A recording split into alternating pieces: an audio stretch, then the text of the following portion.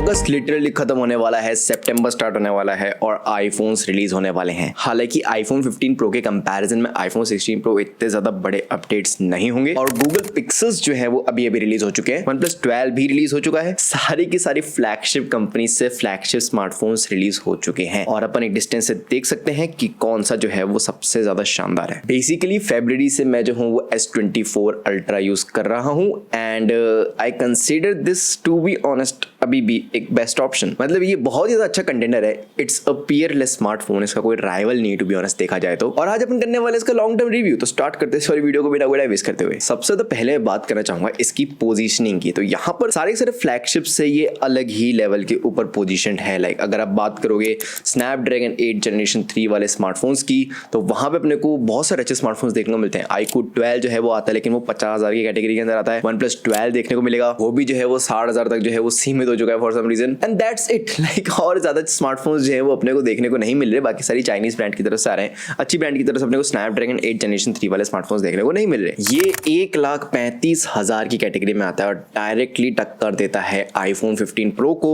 जो कि थोड़े से टाइम में आईफोन 16 प्रो रिप्लेस कर देगा। और मैं जो हूँ वो दोनों को ही on a daily basis use करता हूँ। ऑब्वियसली ये वाली वीडियो जो है वो इन दोनों का कंपैरिजन नहीं होगी। ऑब्वियसली कुछ कुछ चीजों में आईफोन आगे निकलता है, कुछ कुछ चीजों में S24 आगे निकलता है, बट 1,35,000 के अंदर ये किसी भी एंड्रॉइड स्मार्टफोन से बहुत ही ज्यादा लेवल्स के ऊपर सुपीरियर है। यस, मैं जो हूँ वो गूगल पिक्सल 9 प्रो एक्सेल की भी बात कर रहा हूँ इसके अंदर, जो कि अभी रिलीज हुआ है, क्योंकि उसके अंदर भी आपको इतने ज्यादा स्ट्रॉन्ग स्पेसिफिकेशंस देखने को नहीं मिल रहे हैं जो कि अपने को S24 अल्ट्रा के अंदर देखने को मिल रहे हैं। एंड पता है मेरे दिमाग में ये थॉट आया था कि मैं जो हूँ वो पिक्सल 9 प्रो एक्सेल के ऊपर स्विच मार लेता हूँ इससे, बट 2-3 फीचर्स इसके अंदर ऐसे हैं जो मैं on a daily basis use करता हूँ जो कि पिक्सल 9 प्रो के अंदर मुझे देखने को नहीं मिले। तो लिटरली मैंने जो है वो उस वाले फोन के ऊपर स्विच नहीं मारा, जो कि बहुत ही ज्यादा बड़ी बात थी क्योंकि मैं एक स्टॉक एंड्रॉइड लवर हूं और गूगल पिक्सल के अंदर स्टॉक एंड्रॉइड आता है ऑब्वियसली। फिर भी मैं जो हूँ वो One UI यूजर इंटरफेस को छोड़ के वहां पे नहीं गया क्योंकि कुछ फीचर्स हैं इसके अंदर वाकई में जो माइंड ब्लोइंग है। ओवरऑल अपन स्टार्ट करते हैं फोन की बिल्ड क्वालिटी से। तो आपको जो है वो टाइटेनियम साइड्स देखने को मिलती हैं और मैं जो हूँ उसको बिना केस के यूज करता था काफी लंबे टाइम तक। मुझे कुछ स्क्रैचेस देखने को मिले हैं इसकी टाइटेनियम बॉडी के ऊपर, which is kind of sad. मुझको बहुत बाद में पता पड़ा कि इसके अंदर सैमसंग वाले जो है वो ग्रेड 2 टाइटेनियम यूज कर रहे हैं as compared to iPhone 15 pro का grade 5 titanium,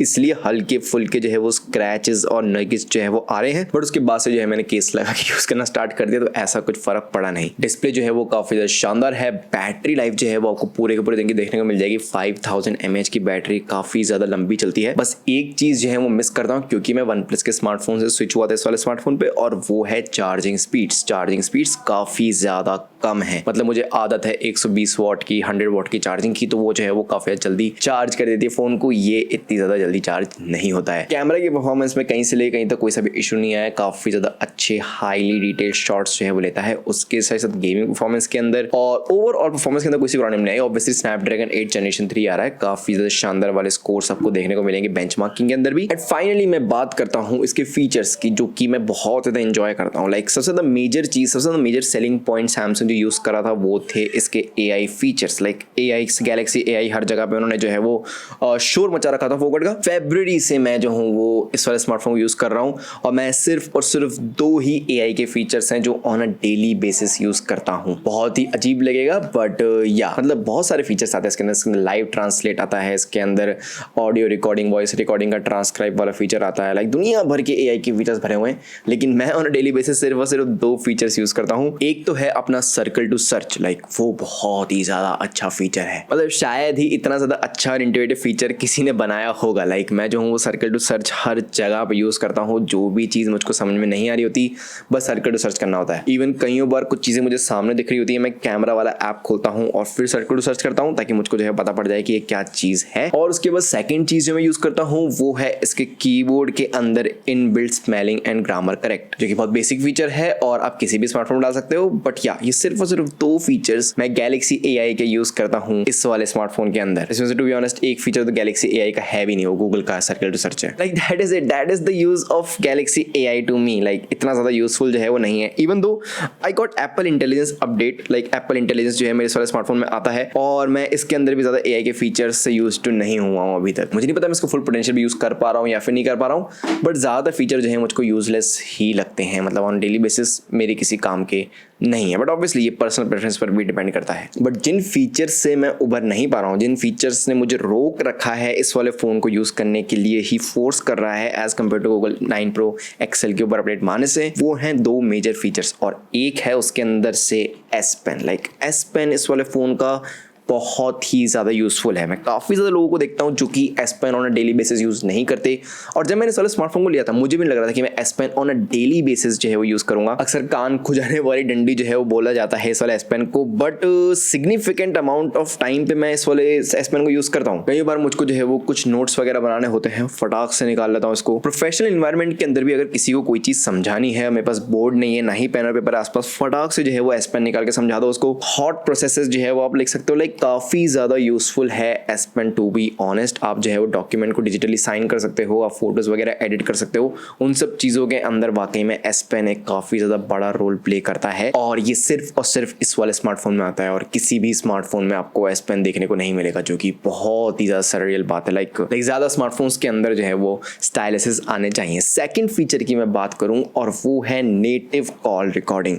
like native call recording जो है वो काफ़ी ज़्यादा अच्छी है, और क्योंकि मैं इस वाले फ़ोन को जो है वो as a professional phone use करता हूं तो मुझको जो है वो एक रिकॉर्ड रखना सही लगता है कॉल्स का। कल को कोई पलट जाए या कोई इंस्ट्रक्शन मैं मिस कर दूं, क्योंकि मेरा अटेंशन स्पैन भी जो है वो काफी ज्यादा कम है, तो नेटिव कॉल रिकॉर्डिंग जो है वो काफी ज्यादा काम की होती है। और ये जो है वो कोई सा भी सायरन प्ले नहीं करता, कोई सा भी डिस्क्लेमर प्ले नहीं करता, ये डायरेक्टली कॉल रिकॉर्ड करना स्टार्ट कर देता है, सामने वाले को पता नहीं पड़ता। Unlike Google pixel 9 Pro XL, उसके अंदर जो है वो अपने को नेटिव कॉल रिकॉर्डर इतना ज्यादा अच्छा देखने को नहीं मिलता। अगर आप कॉल रिकॉर्डिंग करते भी हो तो वो सिर्फ अननोन नंबर्स के ऊपर होती है, और उसके अंदर भी जो है वो कुछ ना कुछ डिस्क्लेमर या फिर कोई ना कोई साउंड जो है वो बजाता है। मुझे पता है थोड़े से नीश फीचर है, बट बहुत ही ज्यादा काम के हैं और ये बहुत ही ज़्यादा अच्छा बनाते हैं इस वाले स्मार्टफोन को। ओवरऑल अभी भी ये वाला स्मार्टफोन जो है वो आपको मिल रहा है अमेजोन पे, आप ले सकते हो और अभी तक पुराना नहीं हुआ है। लाइक अगले फरवरी के अंदर जाके जो है वो S25 Ultra आएगा और उसके अंदर भी जो है वो अपने को ज़्यादा कुछ मैसिव बड़ा सा चेंज देखने को नहीं मिलेगा। S23 Ultra से S24 Ultra के अंदर भी कोई मैसिव चेंज देखने को नहीं मिला था और S25 Ultra भी जो है वो सेम टू सेम ही रहेगा। तो आप अभी भी इस वाले स्मार्टफोन को ले सकते हो, काफ़ी ज़्यादा रेलेवेंट है, काफ़ी ज़्यादा शानदार है एंड स्पेसिफिकेशन वाइज वाकई में पीयरलेस है। आई होप आपको ये वाली वीडियो पसंद आई भाइयों। लाइक करना इस वाली वीडियो को, सब्सक्राइब करना। This is mister signing off ji.